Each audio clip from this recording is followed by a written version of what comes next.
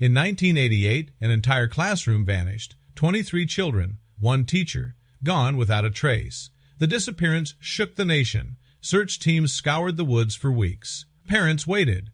Authorities searched every possible lead. And when nothing was found, hope slowly turned into folklore. People whispered that on full moon nights, cries could still be heard drifting from the forest. Then, silence. Nearly 40 years passed, until one woman walked back into town. Her name was Sophie Ryder.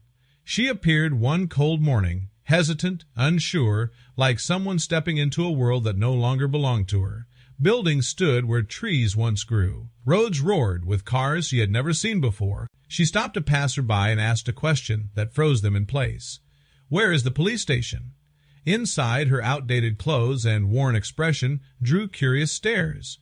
Officers exchanged glances. But Sophie didn't hesitate. She clutched something in her hand, an old, faded ribbon, and cleared her throat. She said she had been one of the missing children. The room fell silent. Sophie began to speak. It was April of 1988, a clear Tuesday afternoon.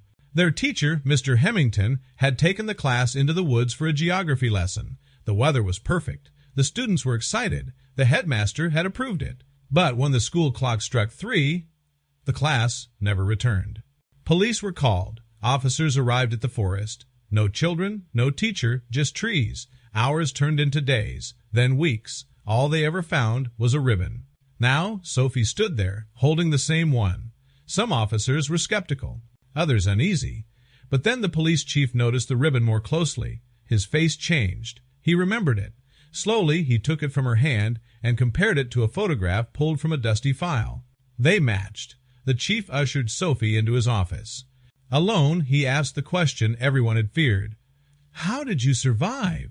Sophie's voice trembled. She spoke of panic, of laughter turning to screams, of a bear emerging from the trees, and of a teacher who made a split-second decision that would save them and trap them forever. The chief listened, his expression darkening. When Sophie finished, he stood up and made the first call. Sophie explained that when the bear emerged, their teacher didn't hesitate. He led the children off the path and into a narrow cave hidden behind thick brush. It was meant to be temporary, a place to wait, a place to breathe.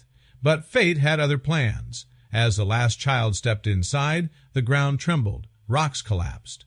The entrance sealed shut. Darkness swallowed them whole. They screamed, they cried, they waited for rescue that never came. Days turned into weeks, weeks into years. Their teacher died first, injured during the collapse. The children buried him with their bare hands, deep inside the cave that had become both their prison and their shelter.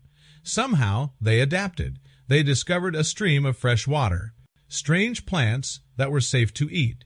They learned to ration, to survive, to grow up underground. Not all of them made it. Only a few survived long enough to see adulthood. Sophie was one of them. She told the chief about a hidden opening, small, nearly invisible, that had finally allowed her to escape after decades.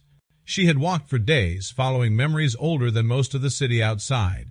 The chief didn't waste time. Rescue teams were assembled. Maps were spread. Experts argued over routes.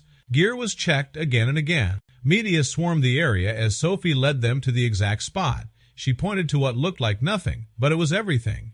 Carefully, the team widened the passage. Hours passed. Then, light broke through the darkness for the first time in decades. One by one, survivors emerged, weakened, changed, but alive. Families collapsed into tears. Strangers embraced. A town stood frozen, witnessing the impossible. In the days that followed, Sophie told the rest of the story. Of fear, of loss, of unity forged underground, of childhood stolen and survival earned. The mystery that haunted a nation for nearly 40 years was finally answered, not by legend, but by truth. Sometimes the past doesn't stay buried forever.